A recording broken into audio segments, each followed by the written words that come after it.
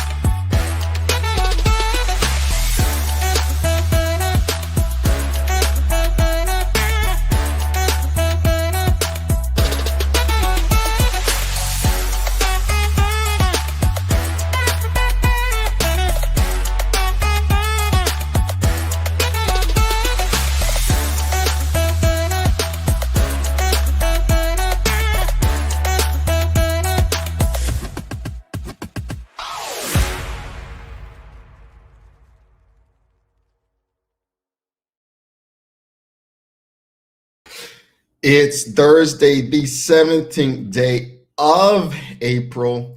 Welcome to Bermuda's Daily Talk Show. It's the Daily Hour brought to you by the BEDC Group of Companies, Medical House Lindos, and People's Pharmacy. I'm Jamillah Hartman, and Maya Palacio will be with us in a bit to bring the latest in the news break brought to you by People's. How's everybody feeling today? It's not even Friday Junior, as some people will call it. It's actually like, because it's a short work week, it's Friday. Yeah, it's Thursday, Friday.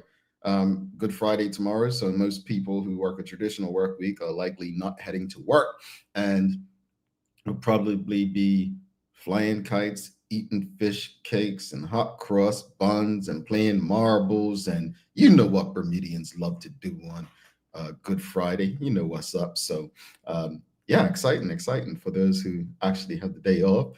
Suzanne Ingham says, awesome long Easter weekend, Jamel and Maya. Indeed, and an awesome long Easter weekend to you as well, Suzanne. And Canton Trot says, happy the Friday. yeah. It's a Thursday, Friday kind of day, right?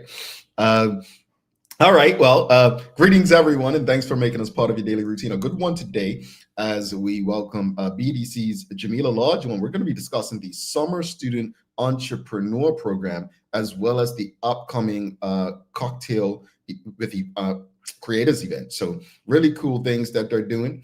The daily play is a name that place. And also don't forget to subscribe on our website, follow us on all of our social media channels to stay up to date with all that we have going on. Help us grow beyond the mic as we do our part to continue to improve our community. All right, let's just jump right into it. Got a long show today. Question of the morning. Again, we're going to do some Friday Fun Day stuff since it's Thursday and we're heading into what's known as Good Friday, Holy Weekend as they call it. So look, Bermudians, I got in some Bermuda trouble earlier this year when I said we Bermudians, we have to face reality. Codfish and potatoes is disgusting. Y'all came for me, man. I mean, you acted like I wasn't Bermudian. But anyway, that said, I do love fish cakes. Yeah, I don't like codfish and potatoes, but I do love fish cakes. And I do think people who don't like raisins in their hot cross buns are weird. Yeah. So question of the morning is Friday Fun Day, brought to you by our friends at Mailboxes. Don't forget, you can go to mailboxes.pm/the daily hour to sign up for 2 free years of membership. Also, this is your daily discussion brought to you by our friends at Titan Express and Secure Trucking. What do you enjoy most about Good Friday/Easter weekend? What do you enjoy most? Oh, also, because I said people who eat hot cross buns without raisins are weird. Just answer this. Are you a raisins in or out of your hot cross buns? What are you? Are you a raisins in or a raisins out? I'm a raisins in. There's only one way. There's only one answer that makes sense. This good brother Canton Trot said it. Without raisins, it's not a hot cross bun. It's a roll. Come on, folks. Come on, we got to be honest about this, man. If it doesn't have raisins, it is not a hot cross bun, and it shouldn't be considered a hot cross bun. All right? I didn't make the rules. I'm just sharing them. Okay. Michelle Dorr says raisins in. There's no other way. Absolutely. Absolutely.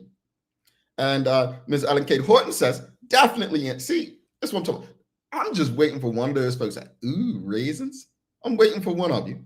Headline Swan says heads and heads and Bruce, definitely raisins in. Absolutely. See, always raisins. Always raisins, says Shana Smith. Okay.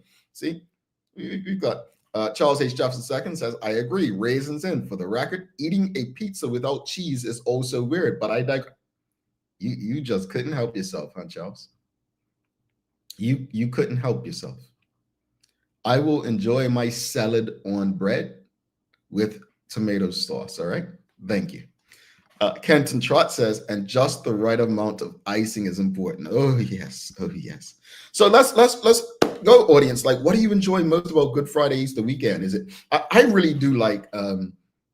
They do it in St. George with Pastor Cyril Simmons. The reenactment. I think that's so cool, man. I think that's a really cool activity down there. I remember I haven't been in Bermuda for Good Friday in so long because it always fell around times when I had to do things for work. But growing up, my family, we used to, fly kites. I was never a kite maker. My pops tried once, yeah, and he realized this was not my thing, and so that was that. But we played marbles. It was all games and family. Like it was cool, And then Easter Sunday we got together and we ate dinner. Well, I didn't eat much of the stuff. Like they used to have lamb and stuff, and I didn't really eat that. But you get my point. It was really fun, family, and so on. But what do you enjoy most? Is it going to church? You know what? Church on Easter was always interesting to me because everybody showed up. And they didn't just show up, they showed out. I mean, you would think that church on Easter was an audition to be a pimp sometimes. The way some of the old brothers, am I considered old brother? I know I'll leave that to Charles Jefferson. But the way some old brothers be rolling up in their suits and bright greens and pinks and stuff, I was like, Easter's definitely a place to show up and show out, but church during Easter is always a spectacle, always a spectacle. But what else, audience? What do you enjoy most about Good Friday / Easter weekend? What do you enjoy most? Is it the kite flying? Is it the food? I remember growing up, we only ate fish cakes on Good Friday, but now people have such spreads. And what do we like on our fish cakes? Like, what do you all put on your fish cakes? What goes on your fish cake? What goes on your fish cake? Let's settle this. What goes on your fish cake? What goes on your fish cakes? Because some of you all, man, I'm like, nah, we're not doing that. We're not doing what goes on your fish cake. What toppings you putting on your fish cake? We've got Suzanne Ingham says it's a day off. I love raisins. Raisins make it a hot cross bun. Okay, hello. NTS says, without raisins, really? Raisins in any bread product is no good. Take my Bermudian car. You know what, NTS? We're taking your car for that one. I thought was bad, but we're taking NTS car. You gotta have raisins, bro. I put it this way. I think hot cross buns is the only time I eat raisins. I'm trying to think. I don't eat them standalone. What else do raisins go in, folks? I can't even think of anything else I eat them with. Anika DeShields says, happy Easter all, and a happy Easter to you as well, Anika. Well, Michelle Dorr says she puts absolutely nothing on her fish cake. What goes on her fish cake? She says absolutely nothing. Absolutely nothing. Anika DeShields says tartar sauce. Okay. Tartar sauce, fish, tartar sauce, yeah. Okay, I'm not here to judge. Nicole Walker says fried onion, mayo, ketchup, and maybe cheese. Got to have raisins. I can go without the icing. Okay. All right. So she likes it all on there. Okay. We've got Head says that's plain fish cake, plain. And Bruce fish cake with cheese and ketchup. Okay. cheese and ketchup. Suzanne Ingham says, I rest when holidays come. My coworker gave me a hot cross bun this morning. It was delicious, but not enough raisins for me. Nothing goes on my fish cake. No bun. No, not even bun. Nothing on it. Straight from the pan to my mouth. Perfect. Okay. She don't like hers between the bun. Okay. Anika DeShield says, don't like raisins, but they do enhance the flavor. I don't eat the Oh, so you're the person who picks the raisins out? That sounds like too much. That's like eating crab legs, right? I'm like, I don't want to have to work when I'm hungry. Like, just take the meat out for me, right? So your one does, you want the flavor, but not the actual raisin. I got you. Maybe is it texture? Charles H. Jeffers II, he says, I love curry in my fish cakes and mayo and ketchup in, or on, he probably means. My grandmother was the first one who made them that way for me. Now, when I have one with curry, I'm reminded of her. Okay. I know that former government minister Dale Butler is well known for putting curry in his fish cakes, if I'm not mistaken. Okay. We've got NTS says mayo and ketchup on his fish cakes. Okay. Mayo and ketchup with it. Renee Simmons says tomatoes, fried onion, mayo, and relish, always raisins in her hot cross buns, and a quick one cheese mayo. Okay. All right. And yes, Anika says yes, she is one who favors the flavor of the raisins in the hot cross buns, but she does not like the texture of them. She says the texture. Okay. Manuela Jones says, with raisins, mayo, ketchup, and hot sauce. I was waiting for somebody to say hot sauce. Come on now. It's fish cake. Nicole Walker says, some of the store-bought hot cross buns don't have spice for me. More like a raisin roll. Yeah, we got to make sure there's folks in the stores are representing well. You know, we've got to report back to them. But what else, audience? What do you enjoy? No one's really told me what you enjoy about this weekend. What do you enjoy most about Good Friday, Easter weekend? And what goes on your fish cakes? I haven't shared with you. I love two very simple things on my fish cakes, if I have any. I'm one person who can eat without condiments. I can, if it's a really delicious fish cake. But if I do put condiments on my fish cake, it's simply hot sauce and a slice of tomato, a very thin slice of tomato. That's it. And I can eat fish cakes all day, every day. I would do it. But yep, I slice a thin tomato and some hot sauce, preferably the yellow Bayesian type. And yeah, your boy's good to go. What else, audience? What do you enjoy doing on this weekend? And what goes on your fish cake? As Alan Kate Horton says, plain fish cakes, nothing on them. Okay, I can dig it. Anika DeShield says, love being at St. David's Cricket Club field for the festivities of the day. I think if we had an awards for best place to be on Good Friday, I think St. David's will definitely be up there. I think they definitely be up there. Yeah, for sure. I definitely think they'd have a show because they got the go-karts and stuff down there, right? Yeah, they've got the go-karts. Angeline Butler says, I love going to a sunrise service on Easter Sunday. No, it's the sunrise service is not the one that every man like over 50 comes dressed like a pimp, right? That's not that one. Because you know, they loved, like I said earlier, show up and show out. Suzanne Ingham says, Corey goes in my fish cakes too. The fish cake needs nothing else, but also, but all the seasonings that go in it. Seasonings, I believe she says, that go in it. Thyme, parsley, curry, Bermuda onions, 1 egg. Tasty. It needs nothing else. All right. Again, audience, what do you enjoy most about Good Friday / Easter weekend? What do you enjoy most? We've got Nicole Walker says, hanging out with my friends and family. The games and go-kart race over St. David's popular, man. Popular. Didn't they used to have something up Good Friday, up Horseshoe Bay Beach? Remember there was something that used to take place up Horseshoe Bay Beach, right? If I'm not mistaken. Anika DeShield says, that Bayesian hot sauce, ring of fire, yikes. Man, that's delicious. Charles H. Jeffs II, out here hating, says tomatoes on anything is nasty in my opinion. Well, yeah, it's just your opinion. Look, we can't help everyone, Brother Charles. We can't help everyone. You should try a slice of tomato and something. Might change your life. Nicole Walker says, watching the Walk to Calvary performance around St. George on Good Friday. Yeah, that's what I was talking about with Pastor Cyril Simmons. It's a really cool thing to watch. I absolutely appreciate the creativity in doing that every year. I think it's actually been like something that Bermuda Tourism promotes, if I'm not mistaken. I think I've seen it on their website or socials, but that is really cool. A really cool activity. If you've never seen it, hopefully you could get down there and check it out tomorrow. I think you can follow them on social media, Walk to Calvary Bermuda or St. George, something in that respect. I can't remember. But Suzanne Ingham says, yes, kite flying at Horseshoe Bay. It's a party up there. No, I don't go. Oh, they still have it. Renee Simmons says, yes, kite competition, Horseshoe Beach. Yeah, see, I remember now. I remember. Yes.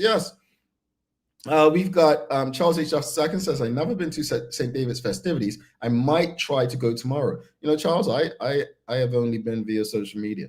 You know, again, it's been so long, but every time I watch. Now, I want to say, if you're participating in the go-kart race tomorrow, be careful, man. We've seen some things happen over the last few years, so just be careful. Have fun, and if you're watching, just stay out of the way, folks. It's a tradition, but we want to make sure that it's able to stay a tradition by everyone remaining safe down there. This is your daily discussion, brought to you by our friends at Titan Express and Secure Trucking. Also, your Friday Fun Day early, brought to you by Mailboxes, and don't forget you can get 2 years of free membership from mailboxes.bm/the-daily-hour. Again, audience, what goes on your fish cakes, and what do you enjoy most about Good Friday Easter weekend? Zamari F. Hartman says only mayo and sriracha on fish cakes. Okay, sriracha, that's your hot sauce. Best thing is getting fish cakes from Femla's house, trying different versions of them. The ones in England taste awful. I didn't even know they had fish cakes over there, but okay, interesting. I don't know if I would necessarily trust one in the UK as much as I trust. I told you all about my hot cross bun experience in the US, remember, right? I went to Whole Foods some years ago when I was living in Florida, and it said hot cross buns, and I got them, and I bit, and I was like, these aren't raisins. And it was that, you know, the stuff that Bermudian grandmas used to put in fruitcakes. What's it called again, audience? You know what I'm talking about. The stuff we used to put in fruitcakes. That mix, that little thing mix. Help me out, audience. You know what I'm talking about. I can't remember. Dang, I really can't remember, man. What's it called? You got what I'm saying. But yeah. Mixed peel. Yes, mixed peel. Mixed peels, Manuela, John, and Suzanne. Yeah, that's what they put in there. So that's not a hot cross bun, is it? They can't redefine hot cross buns with mixed peel. Hot cross buns have exactly, Charles, nasty mixed peel. All right, let's go. Shikarina says hot cross buns need an icing cross, not a glaze, and raisins are a must. Yeah, I'm not understanding how anyone eats a hot cross bun without raisins and accepts that it's a hot cross bun. Charles H. Jefferson II says, for the record, it's all of the East End churches who put on the Walk to Calvary. Okay, thank you for that. Thank you for that.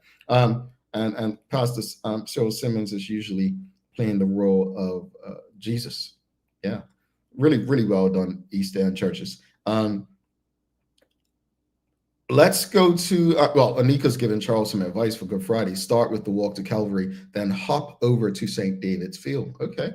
Lavette Pemberton says, come down St. George's tomorrow, the Walk to Calvary. Excellent event. Okay.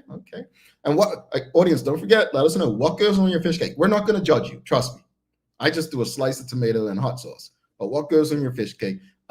We've got Tanya Cheeseman says, mayo, ketchup, and American cheese. Not just any cheese. American cheese. Okay. We've got Suzanne Ingham says, no, mixed peel does not belong in hot cross bun, Jacques. Yeah, man. You know what? I'm gonna see.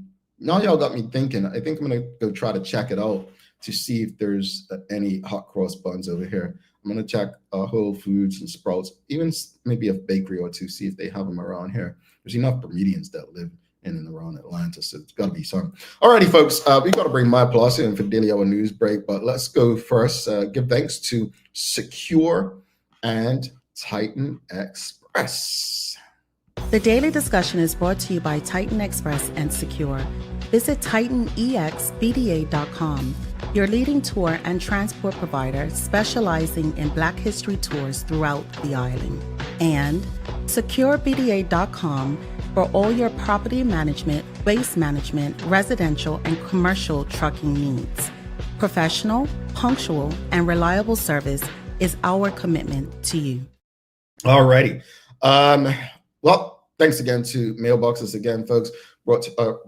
Proudly bringing you a Friday Fun Day conversation on a Thursday because it's a great Friday tomorrow. Make sure you sign up to get your 2 free years of membership just by going to mailboxes.bm/the daily hour. Let's bring my applause here for Daily Hour News Break. Don't forget, really fun conversation coming up with Jamillah Lodge from BEDC. We're talking about the Summer Entrepreneur Program as well as cocktails. I keep saying content. Cocktail for creators, which is really fun. We have so many creatives in Bermuda, so looking forward to hearing more about that. All right, it's the time for the M to the P.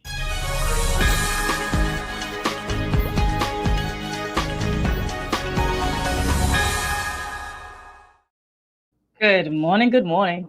Greetings, MP. I gotta ask you, man. I gotta ask you. Don't disappoint the audience. What goes on your fish cake? Nothing. That's better than some of the stuff we've heard. Trust me. Like I said, nothing or a slice of tomato and hot sauce, but I'm cool with none. Honestly, I don't recall a day where I even tried it. Like, I don't even think I even tried ketchup when I was younger. Like, it was when Mama made the fish cakes. Like, I helped make the fish cakes when we were younger. I remember, fixing them up, boiling them up, passing it to her while she fries them up. And then the buns are there, split that bad boy. That was it. So the second one, raisins in or raisins out of your hot cross? Yeah, I don't think I've ever seen a hot cross one without raisins. Like, I think that's how dedicated I am to only seeing it and wanting to eat them with raisins. I don't even know what they look like without it. She passed the normal Bermudian test, folks. She doesn't lose the card like NTS did earlier. But I love fish cakes. I love hot cross buns. I think this is next to Christmas, that time where we could eat as much as we want and not judge ourselves, not even each other. But like, I am comfortable just eating fish cakes all day until I got tired of them, man. I love me some Good Friday because I don't eat codfish and potatoes. But when it's mixed, what? Is that strange that I don't eat codfish and potatoes alone, but I eat fish cakes? It's borderline. Like, it's just like you disrespected it so hard too. Like, I think it's weird. Excuse you. It's just you took it too far. Well, boiled fish versus seasoned mixed. I just think fish season. Well, I just think with a fish cake, you heard these people in their ingredients, they could put like curry and thyme and all those other things, spices I can't pronounce. So I think that flavor just makes it different, Or maybe it's because it's fried. Maybe it is because it's fried. Yeah, I shouldn't be eating fried food. Anyway, we're not going to talk about me and my habits. What you got for us today? All right. Pretty excited about this story that I'm bringing to you guys today. So good morning. Good morning. This is your Daily Hour News Break brought to you by the good people at People's Pharmacy. So on Tuesday, I did bring to you a little bit of a preview about what we're going to be talking about today. And basically recapping what we talked about is in a significant shift in the digital landscape, ChatGPT did become the world's most downloaded non-gaming app as of last month. So it surpassed Instagram and it surpassed TikTok. So it's getting bigger and bigger like we all predicted and assumed. So with its popularity to produce free human-like conversations that can answer questions and assist with composing text, code, and more, it's pretty handy for anyone just looking for answers. So Pew Research actually showed that the rate of ChatGPT use for US teens completing just schoolwork actually doubled from 2022 to 2023. So now that it's topping the charts when it comes to apps, how are educators, particularly those in Bermuda, responding to it? Here's the story. Candice Darrow, an English and ESL teacher at the Berkeley Institute with over 15 years of teaching experience, says it's very difficult to combat the dependence of ChatGPT because students naturally are in a different world and society where everything is ready in seconds. Mrs. Darrow touched on needing to make assignments more creative as to compete with relying on AI. Thankfully, the use hasn't been too overwhelming yet. She says it's only a select few that run to it when they are in a time crunch or feel they don't have the necessary tools or confidence to complete the assignments. Meanwhile, Shannon Davis, a social studies teacher of middle school students at MSA, who has been teaching for 6 years, immediately saw its benefits. I actually am someone who believes that ChatGPT is a beautiful resource. I do believe that as an educator, working within an educational institution, it is extremely important to teach young people how to correctly use ChatGPT as a resource. In order to combat the dependence of ChatGPT, she and her colleagues use another AI tool themselves to monitor the screens. There's different platforms. One that I know of is called Impero, where you're able to monitor the screens of all learners within your classroom. That's a beautiful resource, especially when they are creating assignments right in your vicinity of your classroom. Like Mrs. Darrow, Ms. Davis also agrees that teachers now have to get very creative with their assignments. She says that she has been prioritizing visual work, like creating videos. We're now being challenged with adding another component to our assignments where young people are required to bring themselves out of it and really show what their research has taught them. I found that's something that they can fake. But even with tech tools, class size can impact how closely teachers can monitor student work. Bermudian Isaiah Thomas is a lead teacher and science department chair at Ron Brown College Preparatory Public School in Washington. She says the key lies in knowing your students.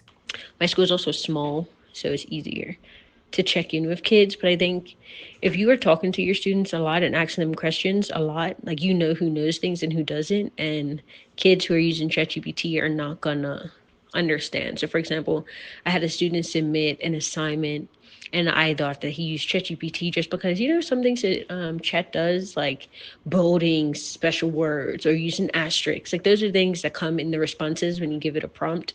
So, I let the kids slide, but in class, I just paid attention to that student. And like when I was asking questions to the class about the material that he had already submitted, he couldn't answer them. And then going up to him and asking him questions, and he just didn't understand anything, which is fine, right? And then it's just like, you need to come to office hours. But then after class, I pulled him aside and being like, hey, like, you submitted this assignment, which you showed mastery. But when I'm asking you questions in class, you can't answer any of them. ChatGPT is not always right. According to BotPress, it's accurate about 88% of the time. Ms. Thomas says that using the tool without any knowledge of what you're researching is a huge mistake. If you know nothing, you have no way of knowing if it's right or wrong, especially if you're not in the habit of double checking. I think our kids are relying on it heavily without the problem-solving skills that they need to discern if what ChatGPT is saying is true. But ChatGPT is not affecting every institution because not every institution is the same. Teo Deal, the director of programming at the Adult Education School, shares how they are uniquely different. Our academic successes in particular are all baked in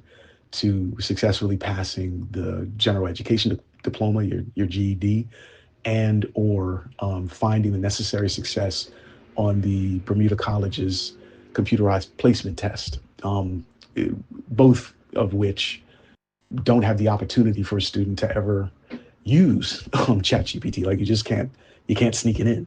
So what rules are in place? For most schools, ChatGPT still falls under the plagiarism policies, meaning an automatic F and a redo option for the first offense. Mrs. Darrow says that's not enough. She believes AI needs to be specifically addressed. Students need to know the risks, especially as they move on to universities where misuse could mean expulsion and lost tuition.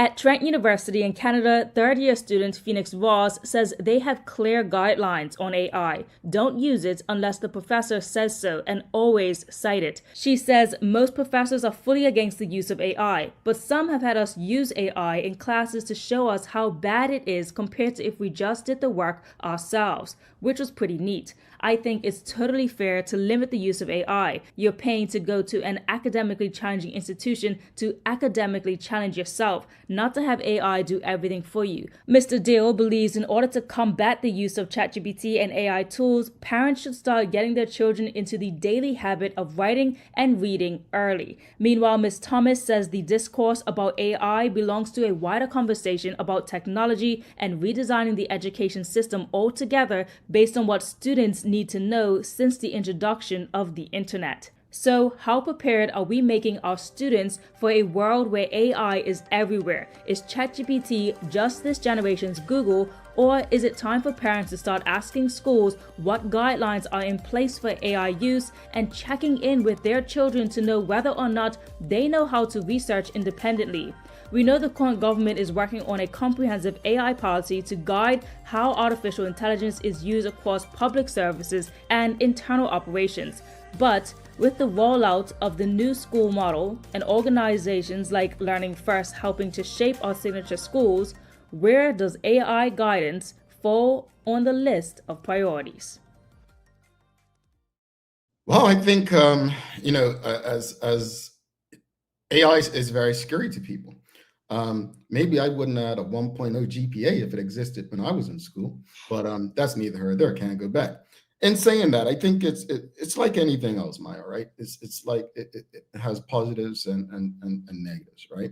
But I'm going to be honest with you. I think there's a way forward for AI to exist for the benefit of everyone. Now, something that was said by one of the educators about it not always being right. In a Bermuda context, if a class was asked to do a research project on Bermuda, chances are ChatGPT would not be that helpful.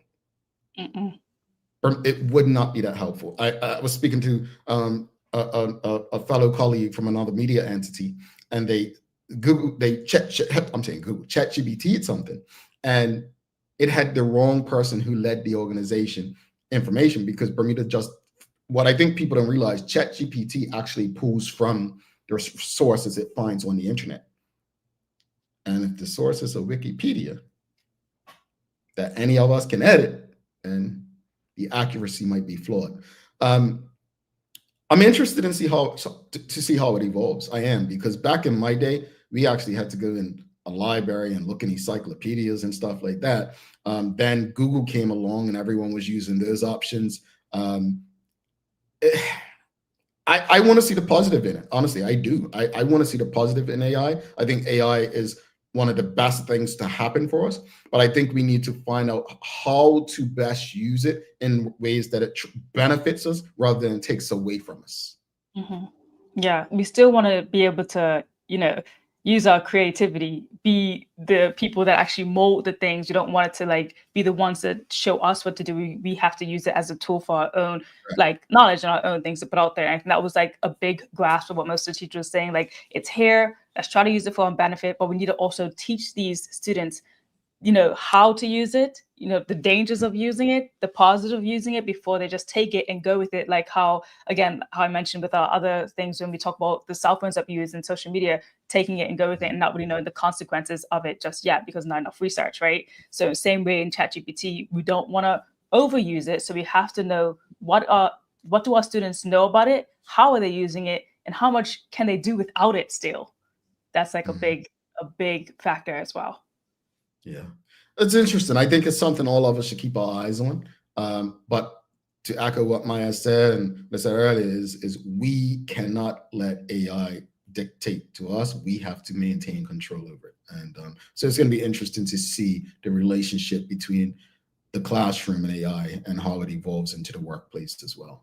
I know a lot of people feel like AI is going to replace jobs. I just don't see it. I mean, AI has always kind of done that. I mean, the whole thing where you go and Target, and they, when I was in Florida, you'd have 22 registers, and the only ones that be open is the self-checkout, right? Well, Atlanta's very different.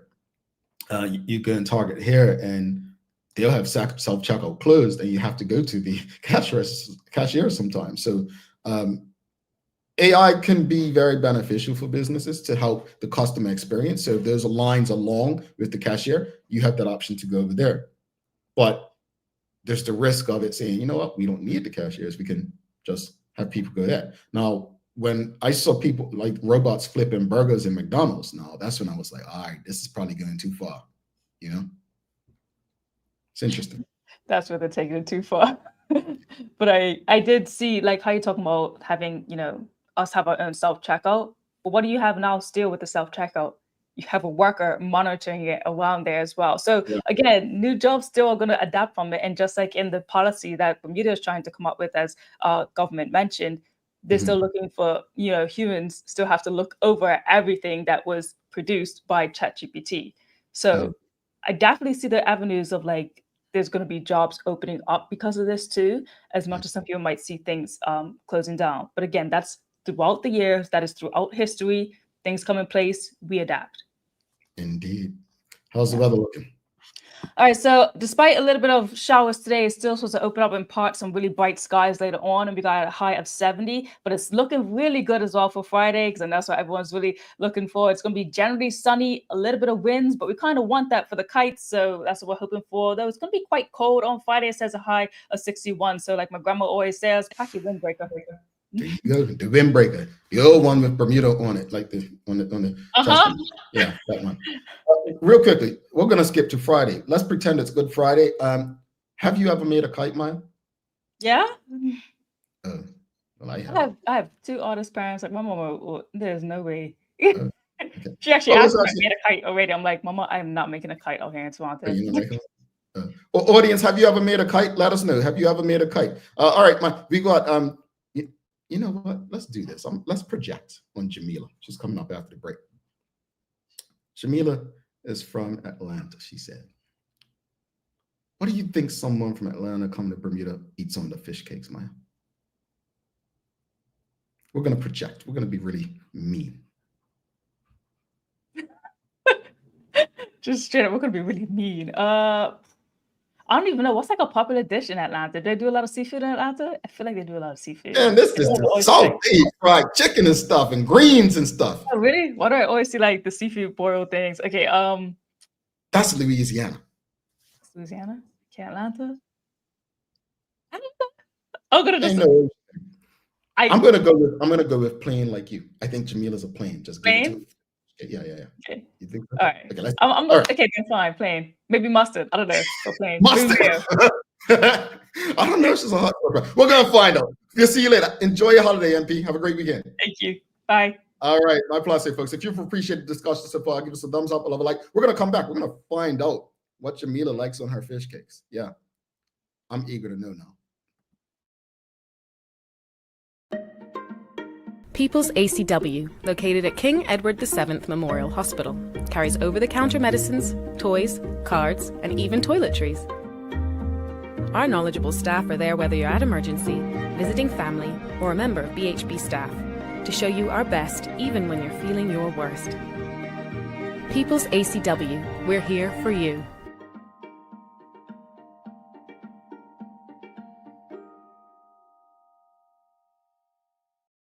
Hi there, welcome to Medical House. We're located at number 6 Bakery Lane. I can't wait to show you all of the great stuff that we carry. Come on inside, let's see. Long days, long shifts, you no longer have to endure comfortable underwear. Designed by nurses, we now offer premium undergarments by Swoop that are unique, fun, comfortable, and functional. The only underwear you'll ever want to wear. Who says high-quality functional products can't be stylish and comfortable at the same time? See it all at our new expanded location on Bakery Lane. Attention home renovators and design lovers. Your dream space starts here. The brand new Kohler retail showroom at BAC Group is now open, bringing you up to 35% savings on all Kohler products at U.S. manufacturer suggested retail prices. That means no extra fees, no freight, no wharfage, no duty, no document processing fees, just pure cutting-edge Kohler design at unbeatable value. From sleek kitchen and bathroom faucets, vanities, toilets to statement sinks, walking tubs, and spa-worthy bathtubs, BAC brings innovation and luxury within reach. Visit the BAC showroom on Mill Creek Road today for style, quality, no surprises. Just color from BAC. Discover Drop It, your go-to grocery delivery. Browse and select from a wide range of groceries, from fresh produce to daily essentials. Our friendly drivers deliver fresh groceries to your door fast, saving you time and hassle. With Drop It, you get fresh groceries delivered fast so you can focus on what really matters. Drop It, freshness at your doorstep, delivered to your door with Lindo's. Why go anyplace else? Dreaming of expanding your business? With BEDC's Loan Guarantee Program, we support your ambitions. Get up to 75% guarantee on bank or credit union loans up to $300,000. Just your vision and our support. Apply today and unlock new business opportunities. BEDC, Bermuda Business starts here. Join us as we celebrate 5 years and 1,000 plus episodes of community conversations on Bermuda's daily talk show. The Daily Hour Gala takes place on April 26th at LF Wade International Airport. For more information and advance tickets, please send an email to admin@bermudacommunications.com. We look forward to celebrating all that's great about our community with all of you. Alrighty, welcome back. Thanks again to every last one of you. I'm Jamillah Hartness, the Daily Hour, brought to you by the BAC Group of Companies, Medical House, Lindo's, and People's Pharmacy. Folks, please don't forget to subscribe on our website. Follow us on all of our social media channels to stay up to date with all that we have going on. Help us grow beyond the mic as we do our part to continue to improve our community. Folks, if you haven't already, make sure you give us a thumbs up, a love, a like. Make sure you share the conversation with your friends, your family, your colleagues. Without further ado, let's bring on Jamillah. Oh, folks, we're not talking about fish cakes with Jamillah, but we're going to find out what she likes on them. We're talking about their Summer Student Entrepreneur Program. This is really fun, and also the Creators Cocktail event. All right, let's give her a warm TDH welcome as we find out what she enjoys on her fish cake. Jamillah, how are you? Let me tell you what they've been saying about you. Right? I heard what you've been saying about me. Maya did me dirty talking about some mustard. And so does Polly Rich. They said mustard. I'm like, my goodness, they think you're the hot dog person from Chicago, right? I don't understand. I don't get it. Well, this is what some other folks said. Mark R.C. Phillips said hot sauce. Yes. Okay, Mark. Okay. Now you talking. Yes. Said hot sauce. But correct. Charles did you dirty. Charles spent many years in Atlanta. He said fried green tomatoes. Well, that actually could work. But I've never tried that. That could work. All right, but one last one. Yours, so and you like to fry, so some steak sauce.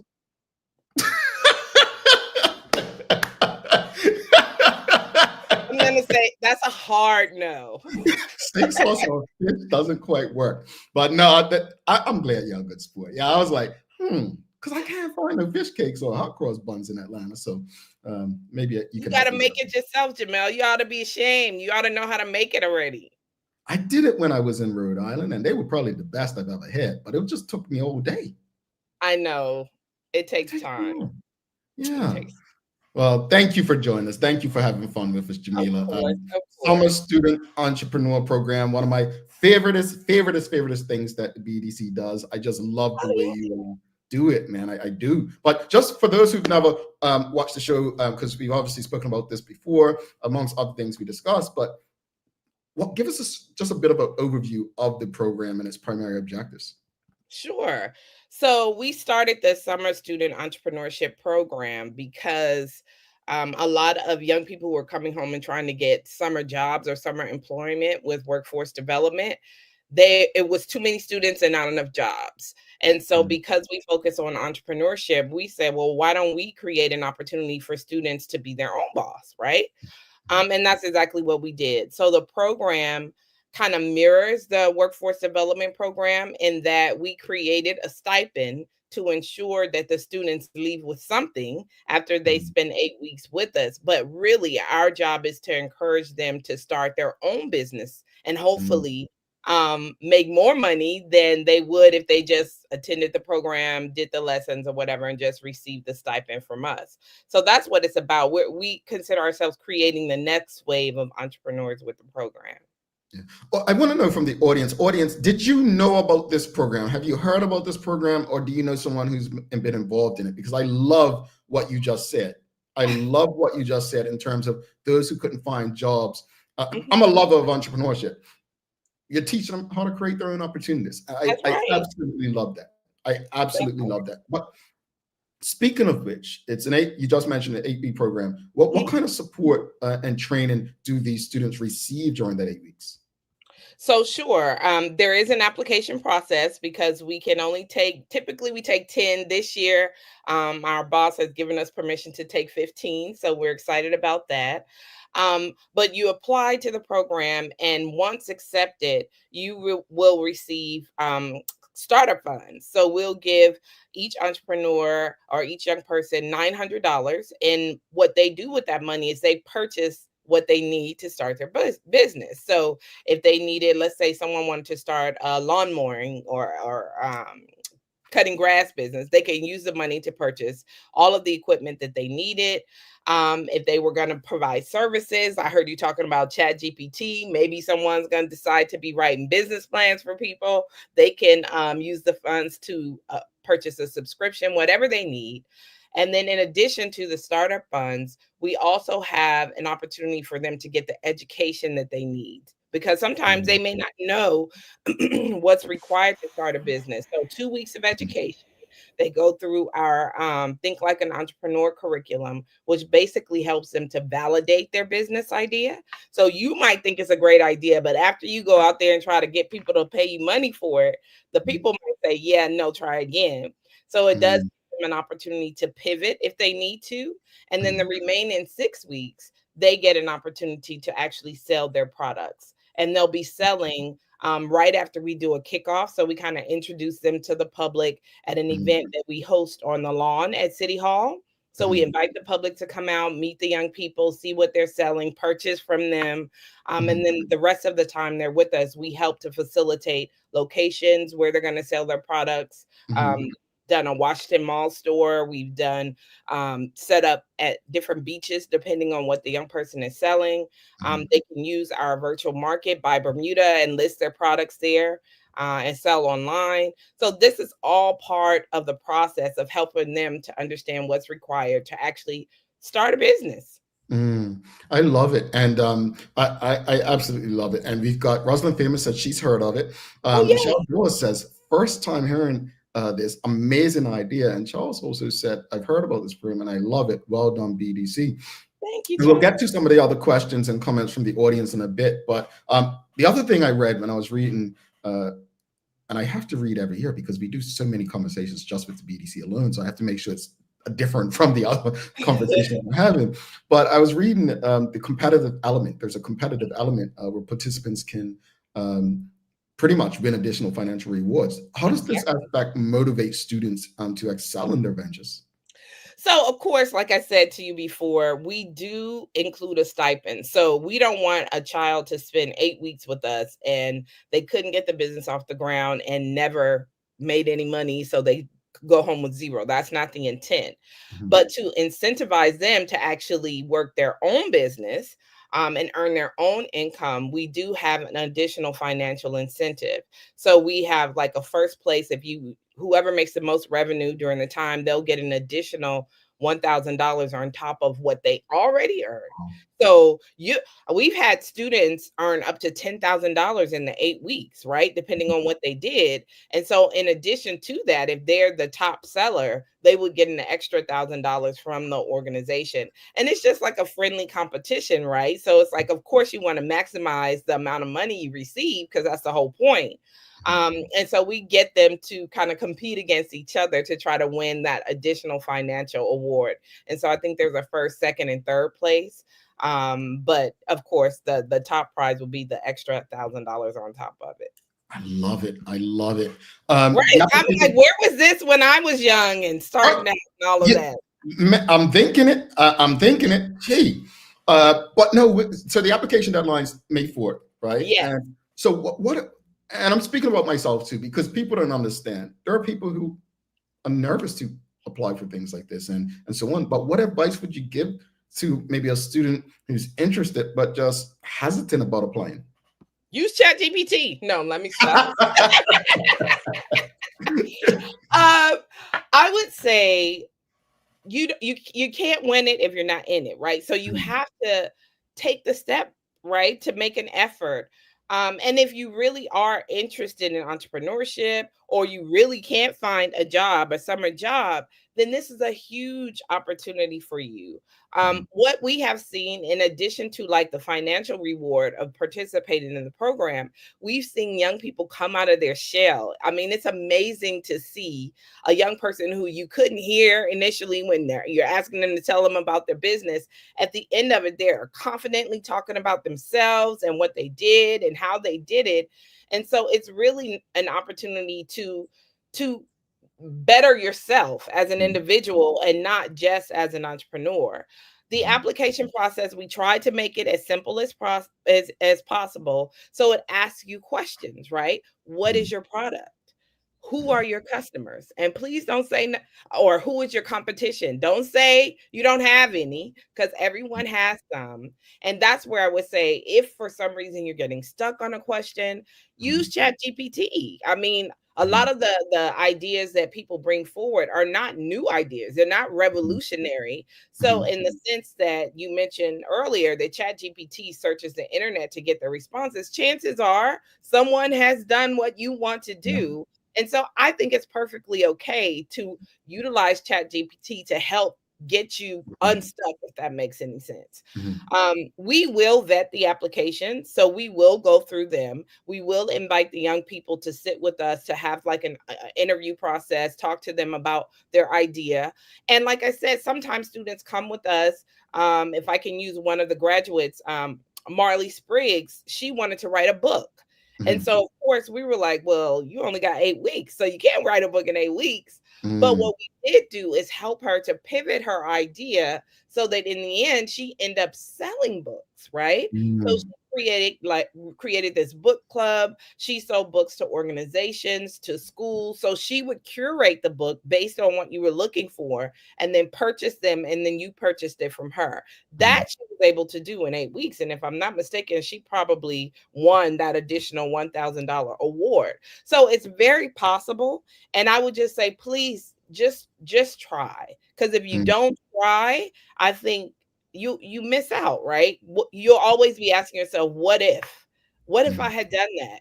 Could I have had this business now that can help me even after the program ends? Because the good thing is that whatever you buy with the money we give you, you keep. So if you're really starting this business over the summer, you could keep the business. You could keep doing what it is that you're doing, because our goal is that you become part of that entrepreneurial ecosystem. This is just an introduction, but we want to see you continue to use and take advantage of BEDC products. Maybe you need a loan to expand what you start through this program. And that's where we're making the difference and moving the needle, right? It's the introduction, and then it's the continued support of you as you go along your entrepreneurial journey. Indeed. Let's go to the audience before we go to the creators event. We've got a few questions from the audience. So we've got Sean Smith asking, does the business community provide any funds towards this program? So everybody in the community provides funds, because BEDC operates off a government grant, and we know the grant is from the people, right? Ultimately. But essentially, we use funds, we budget every year to cover the group of students that we will accept into the program. So yes, but it is based off a government grant. Where we do see support from the people more directly is we do ask existing entrepreneurs to come in and mentor the students through this process. So we'll invite them in, introduce them to the students, and depending on what industry the student is interested in, then we can align them with an entrepreneur to help them kind of guide them throughout the process. So that's where we see more community involvement. All right, we've got Karen Simmons says, yes, I've heard about it. I have some young men cutting our lawn who did the program. This is awesome. I love it. Yes, that's exactly what we want. That's the point. Yeah. And she's also asking, what is the age range for the young people? Is it 13 up? Yeah, so it's 13 to 23. And I will say we changed it because initially it was 16 because we were like, oh, the student needs to be able to ride their bike and get to wherever they need to sell. But hey, if you get a little young 12-year-old coming on and saying, look, I want to do this. This is my plan. This is what who am I to tell you no, right? So we actually had that happen. I think Aaron Lugo was the youngest. He was introduced to the program at 12. And he started yard service. And so he actually, I think, won the $1,000 as well. And when he was in the program, but we want to make sure that the person is switched on, and we change or adjusted the age to 13 from 16 because we were seeing all these young students who really were interested, who were willing to do the work. And of course, at that age, the parents need to be supportive. And shout out to Aaron's parents who were very supportive of him.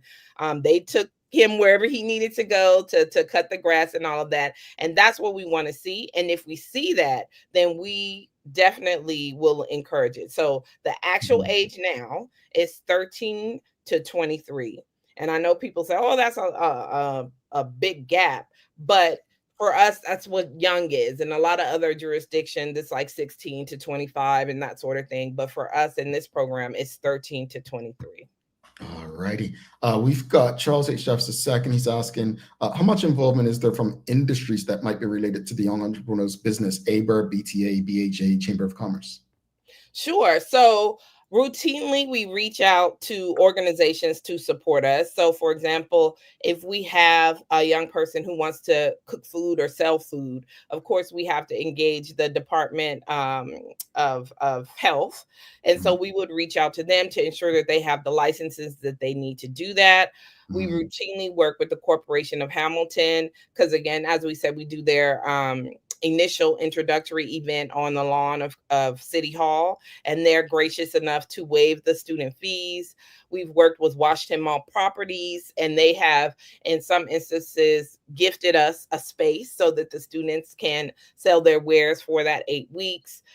We also, as it makes sense, will reach out to each organization to support us. I would say the students will show up at Harbor Night. So the Chamber of Commerce has been gracious enough to gift us an area, and we'll set up the tents for the students and they will sell their wares there.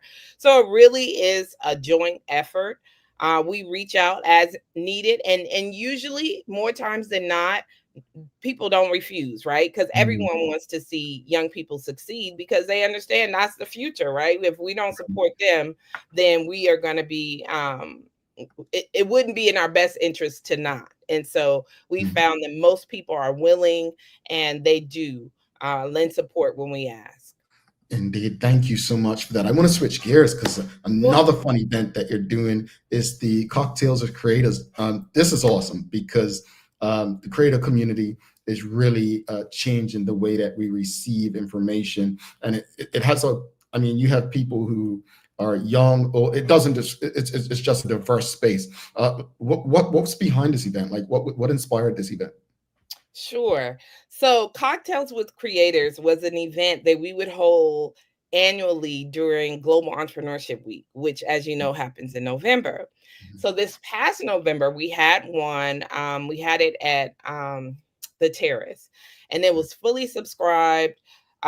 People enjoyed it so much. They were like, please, can you do something else at another time during the year? So this is our first time holding it outside of Global Entrepreneurship Week. And really for us, it's an opportunity to give entrepreneurs a chance to talk to each other, to partner with each other.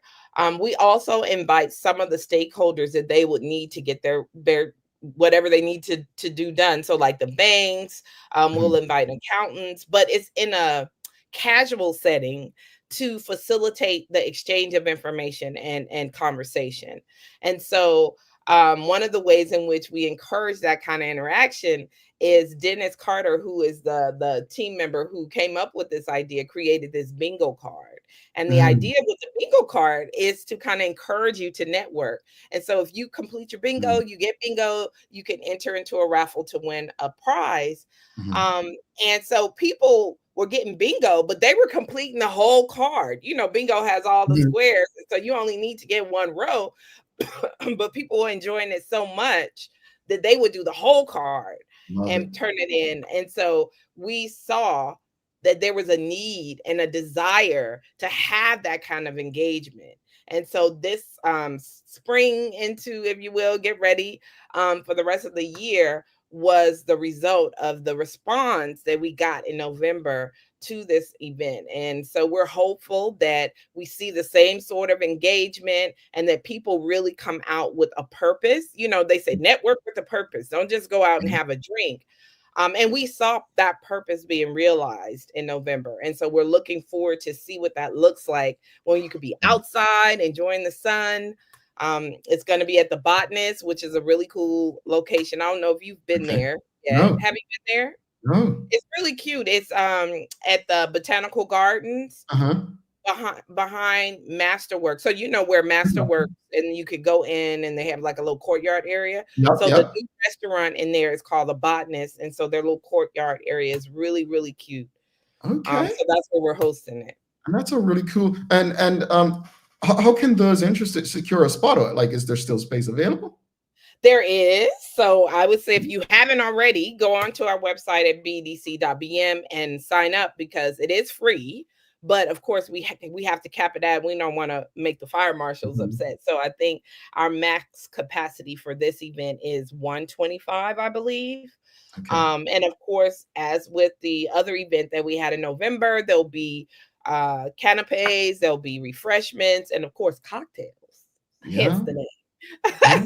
But it's really designed to get creatives out, get them talking with other entrepreneurs as well as service providers, and deciding how they want the rest of this year to go for them, creating those partnerships, creating those opportunities that we know are integral to business success. All right, Rosalind Famous is asking, when will it be? We know where it is. So it's May 1st from 6 p.m. to 9 p.m. at the Botanist. All righty. I think we're going to have to be present. We will have to show up May 1st. Will you be here? I will be, yeah. Okay, yes, please come. Please come. I'll save you a ticket. You and Maya, or who else?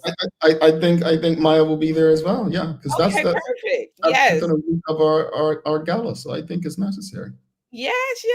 Looking forward to seeing you. Yeah, for sure. And we'll see you at the gala, right? Yes, I'll be there. We love to hear it. Jamillah, honestly, I say this not just because you're here. You know, I'll say it behind your back once you leave too. But no, I really appreciate what you guys are doing. I appreciate the work BEDC does. I do wish that stuff like this existed when I was younger, but I'm happy that it actually does exist so that people have options. What you said when you first started this conversation about, those who came and couldn't find summer jobs, well, let's help them create their own job. That to me is what community is about. So thank you for the work that you and your team continue to do. And I really appreciate you making time for this platform on a monthly basis. So we'll see you soon and have a wonderful holiday weekend. Thank you. You too. Happy Easter, everybody. Good Friday. Enjoy it. And I like hot sauce and tartar sauce on my fish cake. Raisins in or raisins out? Oh, definitely in. All right. See you later, Jamillah. Have a good one. All right, take care. All right, folks. Jamillah Lodge, BEDC. Make sure you give us a thumbs up, a love, a like, hot sauce, and tartar. And also raisins in. Folks, don't go anywhere. I want to see if anyone gets this. Name the place. Seriously. It's a name that place. Don't let us down. We'll be back in a second. Being from this little island, like yourself, we knew you needed access to reliable shipping. We set up mailboxes so you can skip all the long waits or held up in customs excuses. With mailboxes, that won't happen. Get your packages in under 48 hours using our dashboard. Plus, if you're a planner or headerer, our weekly consolidation service might be for you. We hold your packages in Delaware and ship them together to save you big time on shipping fees. And with our warehouse being in Delaware, that means 0% sales tax. Pretty cool, right guys?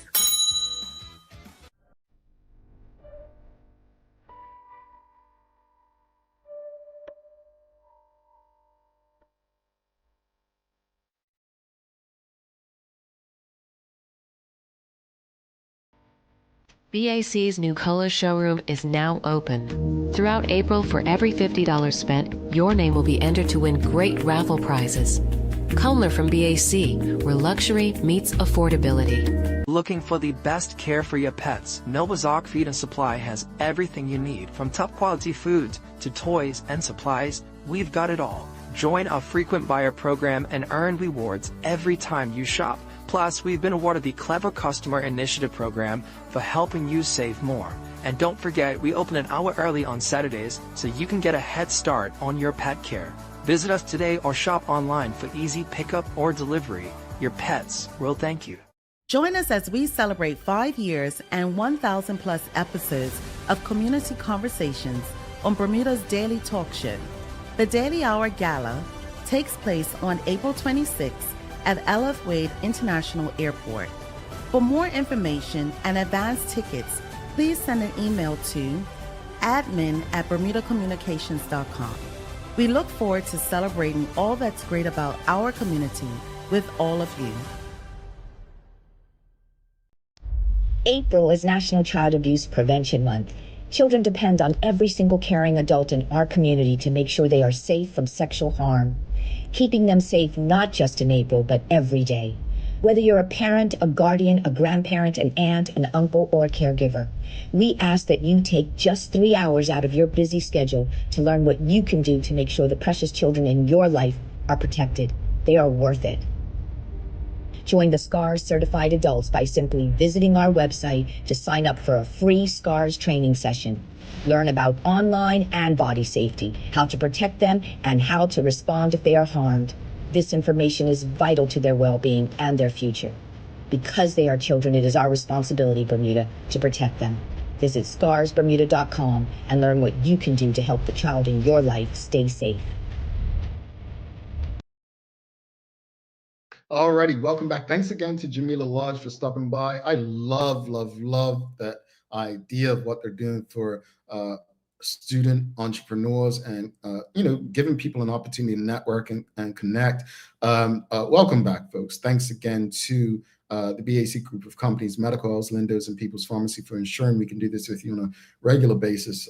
It's time for the Daily Play, brought to you by Bermuda Trivia, now available at stores throughout Bermuda. Follow Bermuda Trivia on Facebook, Instagram, Twitter, X, and TikTok to find out why it's Bermuda's favorite trivia game. All right, it's a Name That Place.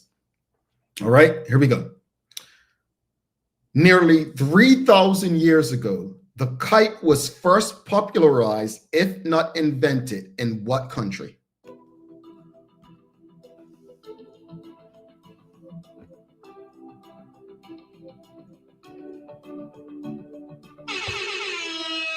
You must have been an educator. Karen Simmons got it in no time. She said China. And this is true, as did cousin Nicole Walker. China it is. Yes, the kite was first popularized, if not invented, in China nearly 3,000 years ago.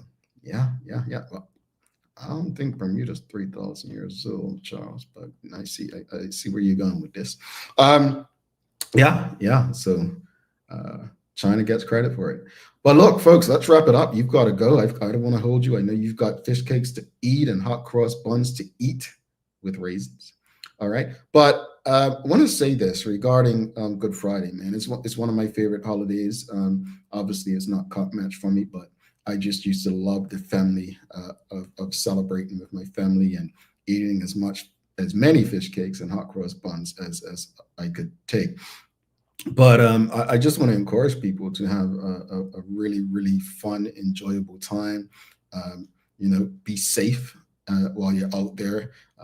Whether you choose to go play marbles, fly kites. Keep in mind, folks, don't ruin anyone's holiday by flying your kite near power lines and shutting off electricity. Be wise, be smart, but also the safety aspect, right? Go open fields where there's no lines and have some fun with it. As far as the conversation with Jamillah, I can't say thank them enough for what they're doing in that respect. I absolutely love entrepreneurship. I'll tell you, folks go into entrepreneurship for so many different reasons. I don't think I necessarily chose entrepreneurship. It chose me because I had a lot of ideas, things I wanted to do. And you know, I had nowhere to do them. So I created my own space, and I just love the peace and the freedom that comes with it.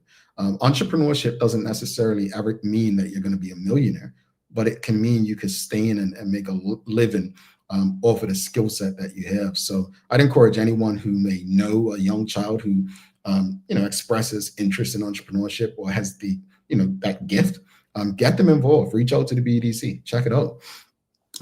As far as the cocktails and networking event, creators, Bermuda's full of them. Network. You know, I'm big on networking. My favorite and most used social media platform, what I scroll the most, is LinkedIn. Speaking to some brothers at the conference we were just at, LinkedIn has done wonders for me in terms of not only remaining connected when people change jobs, but helping them, utilizing it to connect with CEOs who have been more than helpful for my journey. So networking is one of the most important aspects, not just of entrepreneurship, but for a professional career.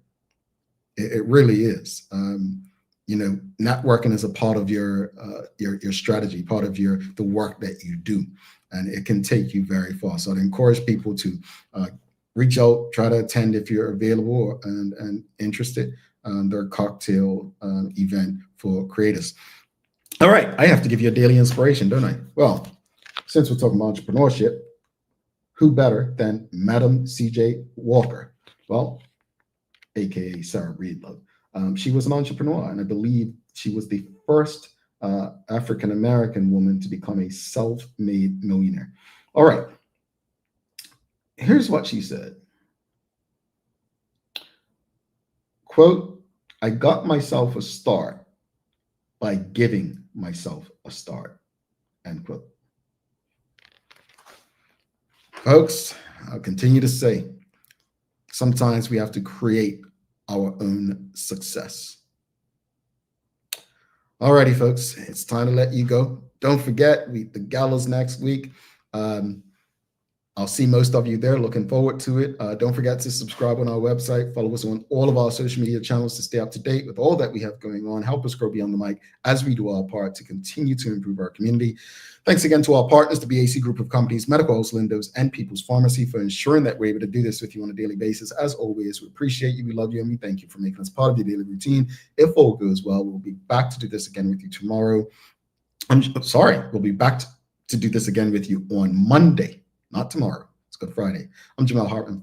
Please do make it a safe and a great long holiday weekend. We are Izzo. Peace.